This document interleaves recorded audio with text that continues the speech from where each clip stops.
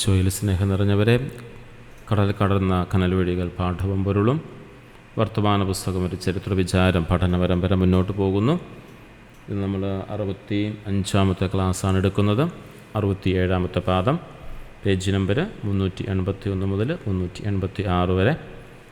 John Maliyekkal sir ഭാഷാന്തരം വരുത്തിയ വർത്തമാന പുസ്തകമാണ് നമ്മൾ പഠന വിധേയമാക്കുന്നത് എന്ന കാര്യം സ്നേഹപൂർവ്വം ഓർക്കുമല്ലോ. ഒരു നിമിഷം നമുക്ക് പ്രാർത്ഥനാപൂർവ്വമായിരിക്കാം. നല്ലവനായ ഈശോയെ, ഞങ്ങളുടെ മേൽ കരുണയായിരിക്കണമേ. സഭയെക്കുറിച്ച് കൂടുതൽ തീക്ഷ്ണതയോടെ പഠിക്കുവാനും ധ്യാനിക്കുവാനുമുള്ള കൃപയും അനുഗ്രഹവും ഞങ്ങൾക്ക് നൽകണമേ. നാളിതുവരെ ഞങ്ങളുടെ പഠനവുമായി ബന്ധപ്പെട്ട് മുന്നോട്ട് പോകുവാനായിട്ട് അനുഗ്രഹിച്ചതിനെ ഓർത്ത്, കാവലായി നിന്നതിനെ ഓർത്ത് ഞങ്ങൾ നന്ദി പറയുന്നു. പരിശുദ്ധമേ മാതാവേ, ഞങ്ങൾക്ക് വേണ്ടി മാധ്യസ്ഥം വഹിക്കണമേ. മാറി യൂസേപ്പേ, സകല വിശുദ്ധരെ, ഞങ്ങളുടെ പേരിന് കാണബോധനായ വിശുദ്ധരെ, ഞങ്ങൾക്ക് വേണ്ടി മാധ്യസ്ഥം വഹിക്കണമേ. ഇതിൻ്റെ പിന്നെ പ്രവർത്തിക്കുന്നവരെയും ഇതുമായി ബന്ധപ്പെട്ട് മുന്നോട്ട് പോകുന്ന എല്ലാവരെയും ഈശോയെ എൻ്റെ ഹൃദയത്തിന് ഒരിക്കൽ കൂടി സമർപ്പിച്ച് പ്രാർത്ഥിക്കുന്നു.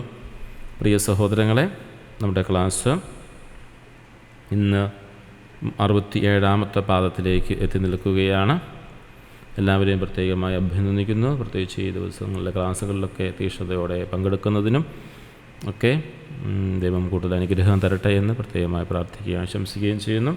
ഈ ക്ലാസ് കൂടുതൽ ആളുകളിലേക്ക് എത്തിക്കുവാനായിട്ടുള്ള പരിശ്രമം കൂടി നിങ്ങൾ വ്യക്തമായിട്ട് ചെയ്യുമല്ലോ. മലയാള സാഹിത്യത്തിലെ ആദ്യത്തെ യാത്രാവിവരണമായ വർത്തമാന പുസ്തകത്തിലെ 67-ാം പാഠത്തെ ആസ്പദമാക്കി കരിയാറ്റി മൽപ്പാൻ്റെ മെത്രാപ്പൊലീത്ത പദവിയിലേക്കുള്ള ഔദ്യോഗിക പരിശോധനകളും അതിലുണ്ടായ തർക്കങ്ങളും അവയെക്കുറിച്ചുള്ള വിശദീകരണമാണ് നമ്മൾ താഴെ നൽകാനായിട്ട് പോവുക. അല്ലെങ്കിൽ നമ്മൾ പഠിക്കുന്ന കാര്യം നമുക്ക് പ്രത്യേകമായിട്ടൊന്ന് പരിശോധിക്കാം. ഒന്ന്, പരിശോധനയും പദവി തർക്കവും. മുൻ പാഠങ്ങളിൽ കണ്ടതുപോലെ ലിസ്ബണിലെത്തിയ കരിയാറ്റി മൽപ്പാനെ കൊടുങ്ങല്ലൂർ മെത്രാപ്പൊലീത്തയായി നാമനിർദ്ദേശം ചെയ്യുന്നതിനുള്ള നടപടികൾ വേഗത്തിലാക്കാൻ പ്രഭുവിൻ്റെ ഭാര്യ നിർദ്ദേശിക്കുന്നു. ഇതിൻ്റെ തുടർച്ചയായി നടന്ന സംഭവവികാസങ്ങളെയാണ് 5 ആശയങ്ങളായി നമ്മൾ ഇന്ന് ക്ലാസ്സിൽ കാണുക. ഒന്നാമത്തെ ആശയം ഇതാണ്: ഇടക്കാല സ്ഥാനപതിയുടെ വസതിയിലെ പരിശോധന. ലിസ്ബണിലെ പോർച്ചുഗീസ് ഗവൺമെൻറ് ഭാഗമായിരുന്ന ഇടക്കാല സ്ഥാനപതി വഴിയാണ് പരിശോധനകൾ നടക്കേണ്ടിയിരുന്നത്. മെത്രാപ്പൊലീത്ത പദവി ഔദ്യോഗികമാക്കുന്നതിന് മുമ്പ് 4 സാക്ഷികളുടെ സാക്ഷ്യപത്രവും യോഗ്യതാരേഖകളും ആവശ്യമായിരുന്നു. കരിയാറ്റി മൽപ്പാൻ്റെ പട്ടക്കടലാസ്, അതായത് പൗരോഹിത്യ സർട്ടിഫിക്കറ്റ്, ഡോക്ടറേറ്റ് ബിരുദത്തിൻ്റെ സർട്ടിഫിക്കറ്റ് എന്നിവ ഇടക്കാല സ്ഥാനപതി പരിശോധനയ്ക്കായി വാങ്ങി. മെത്രാപ്പൊലീത്തായുടെ സ്വഭാവത്തെക്കുറിച്ച് സാക്ഷ്യം പറയാൻ സംബന്ധു ആശ്രമത്തിലെ 2 പാതിരിമാരും, കൊടുങ്ങല്ലൂർ രൂപതയെക്കുറിച്ച് സാക്ഷ്യം പറയാൻ പാറേമാക്കൽ തോമാ കത്തനാരും, കയത്താനോസ് കൊയ്ത്ത എന്ന ഗോവൻ പാതിരിയുമാണ് എത്തിയത്. രണ്ടാമത്തെ ആശയം ഇതാണ്: സ്വഭാവ സാക്ഷ്യവും സംബന്ധു ആശ്രമത്തിലെ നടപടികളും. മെത്രാപ്പൊലീത്തായുടെ സ്വഭാവശുദ്ധിയെക്കുറിച്ച് സാക്ഷ്യം നൽകുന്നതിന് മുമ്പ് സംബന്ധു ആശ്രമശ്രേഷ്ഠൻ വളരെ കരുതലോടെയാണ് പ്രവർത്തിച്ചത്. അദ്ദേഹം ആശ്രമത്തിലെ മുഴുവൻ അന്തേവാസികളെയും ചെറിയവൻ മുതൽ വലിയവൻ വരെ വിളിച്ചുകൂട്ടി മൽപ്പാൻ്റെ സ്വഭാവത്തെക്കുറിച്ച് അഭിപ്രായം ചോദിച്ചു. എല്ലാവരും അനുകൂലമായി പ്രതികരിച്ചപ്പോൾ അത് സത്യം ചെയ്യിച്ച് ഉറപ്പിച്ചു. ഇതിനുശേഷമാണ് ആശ്രമശ്രേഷ്ഠനും ആത്മീയ ഉപദേഷ്ടാവും നേരിട്ട് പോയി ഇടക്കാല സ്ഥാനപതിക്ക് മുൻപാകെ സാക്ഷ്യം നൽകിയത്. മൂന്നാമത്തെ ആശയം ഇതാണ്: കൊടുങ്ങല്ലൂർ രൂപതയുടെ പാരമ്പര്യവും അധികാര തർക്കവും. പരിശോധനയ്ക്കിടെ പാറേമാക്കൽ തോമാ കത്തനാരും ഗോവാക്കാരനായ കയത്താനോസ് കൊയ്ത്ത പാതിരിയും തമ്മിൽ കടുത്ത തർക്കമുണ്ടായി. കൊടുങ്ങല്ലൂർ മെത്രാപ്പൊലീത്ത ഗോവ മെത്രാപ്പൊലീത്തയുടെ കീഴിലുള്ളവനാണോ എന്നതായിരുന്നു തർക്കവിഷയം. ഗോവ രൂപത ഉണ്ടാകുന്നതിന് മുൻപേ അങ്കമാലിയിൽ, അതായത് കൊടുങ്ങല്ലൂർ മെത്രാപ്പൊലീത്ത സ്ഥാനം നിലനിന്നിരുന്നുവെന്നും അത് സ്വതന്ത്രമായ അധികാരമുള്ള പദവിയാണെന്നും പാറേമാക്കൽ വാദിച്ചു. മലങ്കരയിലെ സഭയ്ക്ക് അധികാരമുണ്ടെന്ന് അദ്ദേഹം സമർത്ഥിച്ചു. നാലാമത്തെ ആശയം: കയത്താനോസ് പാതിരിയുടെ ശത്രുതയും നിലപാടും. കൊച്ചി ഇടവകയുടെ ഗവർണറായിരുന്ന കയത്താനോസ് കൊയ്ത്ത മലങ്കര സഭയുടെ സ്വതന്ത്ര പദവിയെ നഖശിഖാന്തം എതിർത്തു. മെത്രാപ്പൊലീത്ത എന്നത് വെറുമൊരു പേര് മാത്രമാണെന്നും യഥാർത്ഥത്തിൽ ഇത് ഗോവയുടെ കീഴിലുള്ള പദവിയിലാണെന്നും അദ്ദേഹം വാദിച്ചു. ഇന്ത്യയിലെ മെത്രാപ്പൊലീത്താമാരിൽ ഗോവയ്ക്കുള്ള പ്രഥമ സ്ഥാനം അംഗീകരിക്കാമെങ്കിലും മലങ്കര സഭയുടെ ആഭ്യന്തര അധികാരങ്ങൾ വിട്ടുകൊടുക്കാൻ കരിയാറ്റുമൽപ്പാനും പാറേമാക്കലും തയ്യാറായില്ല. ഈ തർക്കം പരിശോധനയെ കലുഷിതമാക്കി. അഞ്ചാമത്തെ ആശയം വിട്ടുവീഴ്ചയില്ലാത്ത വിശ്വാസ പ്രഖ്യാപനവും നിവേദനവും. തർക്കം രൂക്ഷമായപ്പോൾ വിഷയം റോമിന് വിടാൻ തീരുമാനിച്ചു. തുടർന്ന് കരിയാറ്റുമൽപ്പാൻ തലയിണയിൽ മുട്ടുകുത്തി വിശ്വാസ സത്യം ചെയ്തു. തൻ്റെ പദവിയിൽ മാറ്റങ്ങൾ വരുത്താൻ തനിക്ക് അധികാരമില്ലെന്നും അത് മലങ്കര സഭയുടെ മൊത്തം അവകാശമാണെന്നും അദ്ദേഹം പ്രഖ്യാപിച്ചു.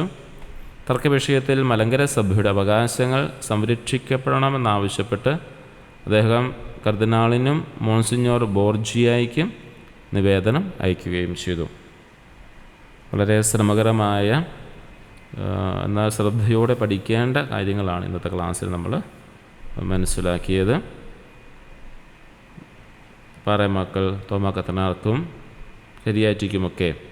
കരിയാറ്റുമൽപ്പാനുമൊക്കെ സഭയെ എത്രമാത്രം തീഷ്ണതയോടെ, അതായത് ഒരു പദവി ലഭിച്ചപ്പോൾ പോലും അത് സഭയുടെ നന്മയ്ക്ക് വേണ്ടി സത്യത്തോടുകൂടി മുന്നോട്ട് പോകാനായിട്ട് സാധിച്ചവരാണ്. ആ ഒരു വലിയ നന്മയാണ് നമ്മളിന്ന് ക്ലാസ്സിലൂടെ കണ്ടത്. ഇന്നത്തെ ക്ലാസ്സിലൂടെ സമാപിക്കുകയാണ്. നമുക്ക് ചോദ്യോത്തരങ്ങളിലേക്ക് പോകാം.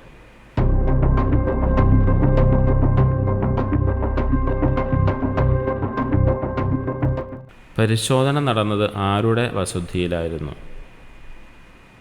ഇടക്കാല സ്ഥാനപതിയുടെ.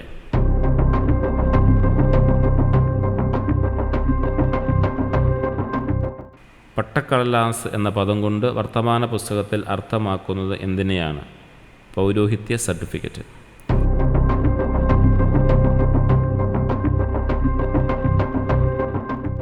മൽപ്പസുഖം എന്ന പുസ്തകം എന്തിനെ സൂചിപ്പിക്കുന്നു? മൽപ്പാൻ സ്ഥാനം അല്ലെങ്കിൽ ദൈവശാസ്ത്രത്തിലുള്ള ഡോക്ടറേറ്റ് ബിരുദത്തെയാണ്.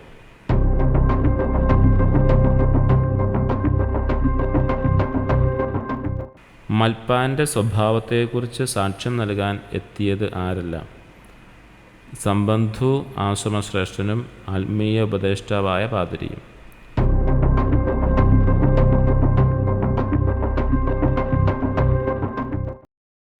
കൊടുങ്ങല്ലൂർ രൂപതയെക്കുറിച്ച് സാക്ഷ്യം നൽകാൻ നിയോഗിക്കപ്പെട്ട ഗോവൻ പാതിരി ആരായിരുന്നു? ഫ്രാൻസിസ്കോസ് കയത്താനോസ് കൊയ്ത്ത.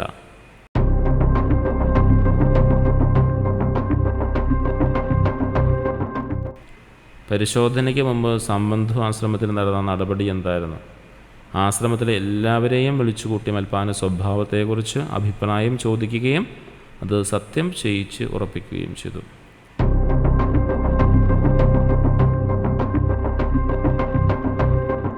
പാറേമാക്കലും കയത്താനോസ് പാതിരിയും തമ്മിൽ തർക്കമുണ്ടായ പ്രധാന വിഷയമെന്ത്? കൊടുങ്ങല്ലൂർ മെത്രാപ്പൊലീത്ത ഗോവ മെത്രാപ്പൊലീത്തയുടെ കീഴിലാണോ അതോ സ്വതന്ത്രനാണോ എന്നത്.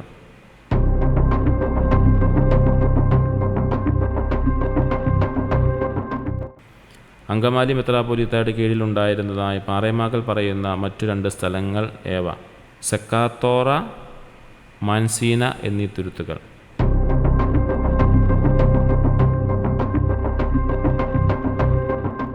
മുഷ്കരത്വം എന്ന വാക്കിൻ്റെ അർത്ഥം പാഠഭാഗത്ത് എപ്രകാരമാണ് ഉപയോഗിച്ചിരിക്കുന്നത്? അധികാരം അല്ലെങ്കിൽ ഭരണ സ്വാതന്ത്ര്യം.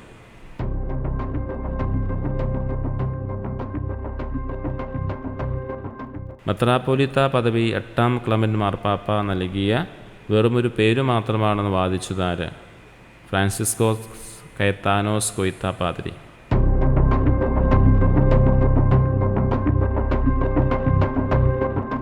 തർക്കം പരിഹരിക്കാൻ ഇടക്കാല സ്ഥാനപതി സ്വീകരിച്ച മാർഗമെന്ത്? തർക്കവിവരങ്ങൾ റോമിനെ അറിയിക്കാനും അവിടെ നിന്നും അന്തിമ തീരുമാനമെടുക്കാനും തീരുമാനിച്ചു.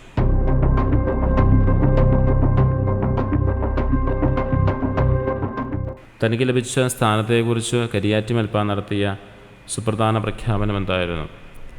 ഈ സ്ഥാനം തൻ്റെ വ്യക്തിപരമായ നേട്ടമല്ലെന്നും മലങ്കര പള്ളികളുടെ പൊതുവായ അവകാശമാണെന്നും അതിൽ മാറ്റം വരുത്താൻ തനിക്ക് അധികാരമില്ലെന്നും അദ്ദേഹം പ്രഖ്യാപിച്ചു.